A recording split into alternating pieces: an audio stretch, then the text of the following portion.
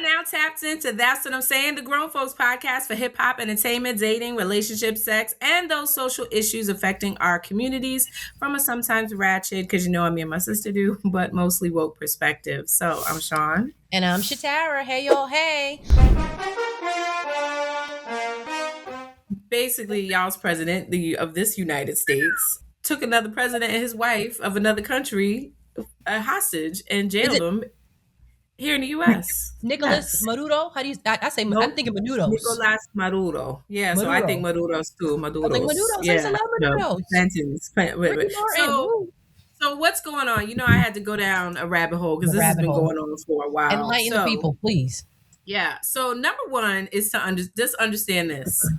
In the whole entire world, Venezuela has the most oil reserves in the world. So that's number one. So to understand that, right? So there was a company by the name of Exxon who, depending on what the research is, but 80s and 90s, Exxon and it had owned most of these oil reserves.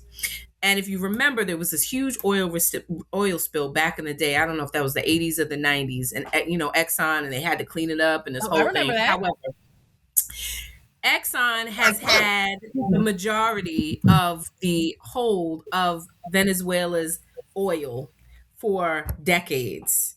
And because of that, there's been this push-pull between Venezuela and the United States, a lot of it having to do with which is their national economy, which is the oil. So so for years, all the profits went to the U.S. and Venezuela, as we've seen and we've heard, has been pretty much squeezed out and impoverished. I mean, I've had a friend, I remember she was just saying, her parents were in Venezuela. She had come here to the United States, been here for about 8 years, and her parents were starving because they were rationing the food. They did not have enough food. So, and, depending on who you talk to, whose fault is that? That has a lot to do with the United States. So since Venezuela, their economy was failing.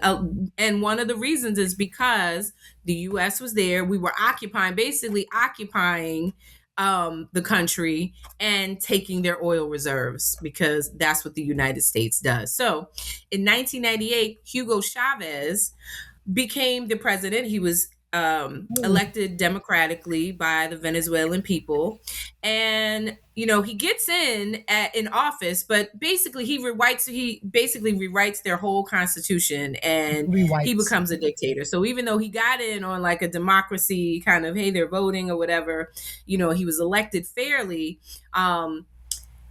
Whether it's corruption or otherwise, he kind of gets in there and he turns a democracy into something else. And he made it so that he could rule for a long period of time. Sounds like somebody else we know is trying to do. So then in 2002, Maria Machado, she led this resistance. They were called Sumate. And there is a resistance to overthrow Chavez.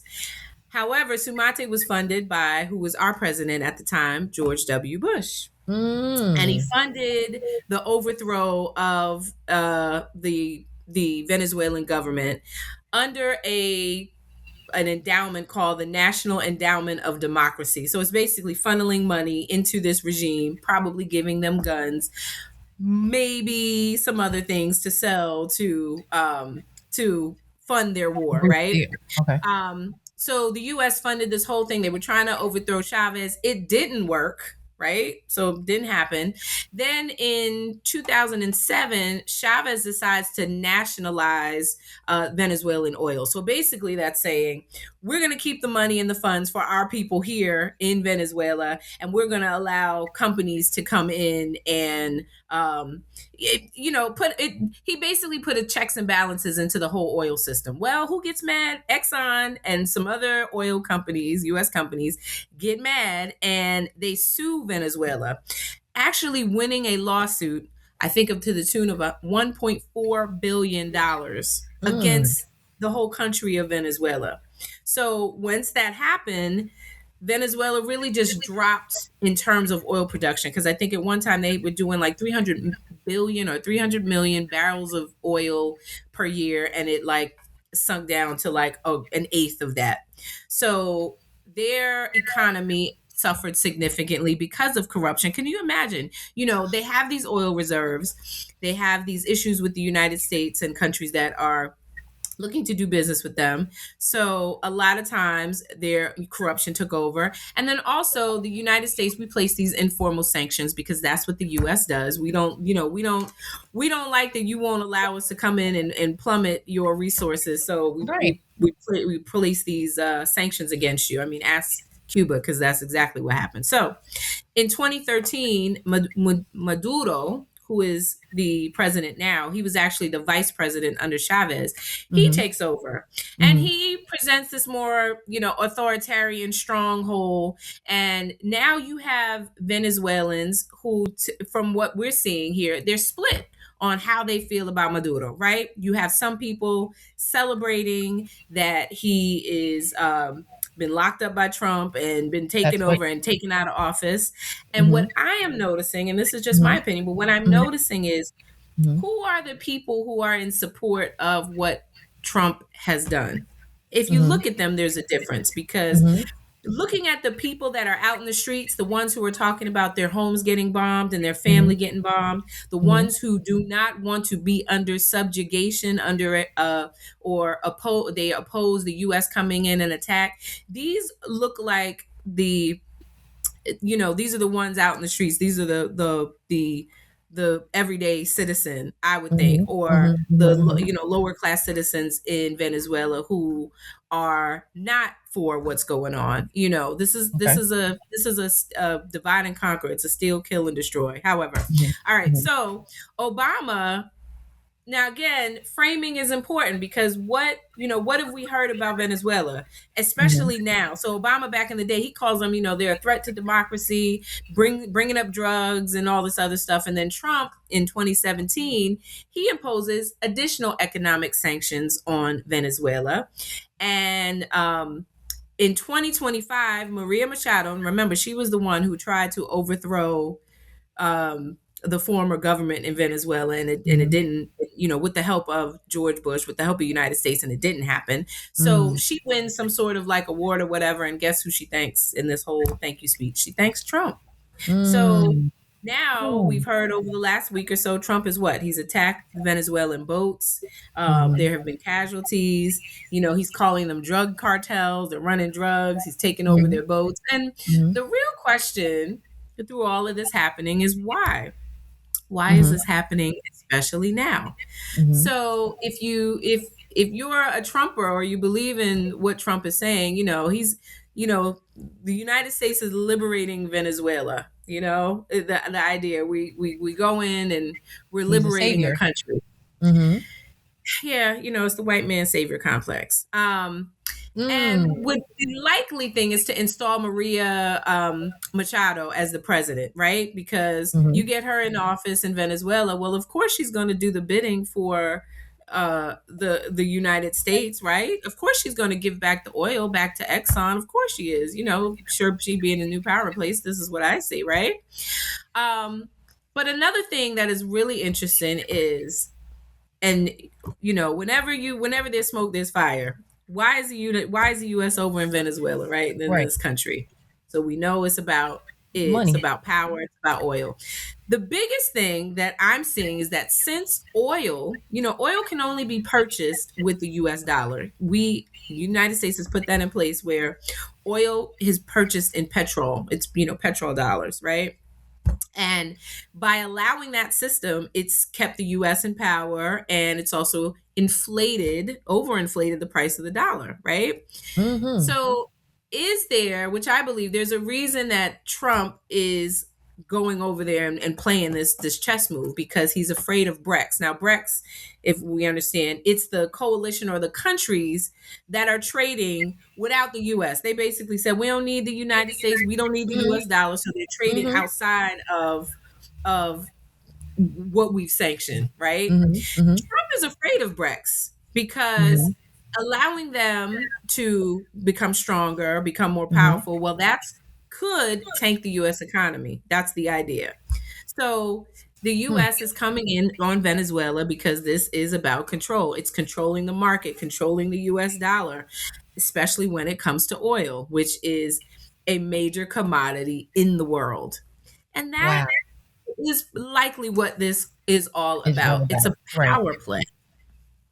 It's a But power play.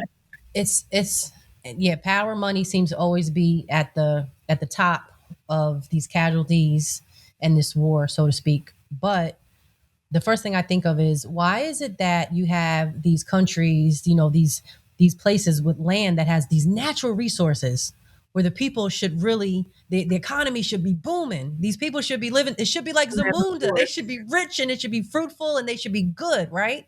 That's just what I think. What do you mean? They have how much in oil? What? They have how much in natural resources? And then why are they, why is anybody in poverty? That's just kind Yeah, of things I question. Like, at the heart of it all, why is anybody want for anything? That's very sad. And then why do we it jump in is. bed to be like, well, because we want a piece of what y'all got. So we need to help y'all organize because y'all can't seem to, get it together. That's not fair. I agree.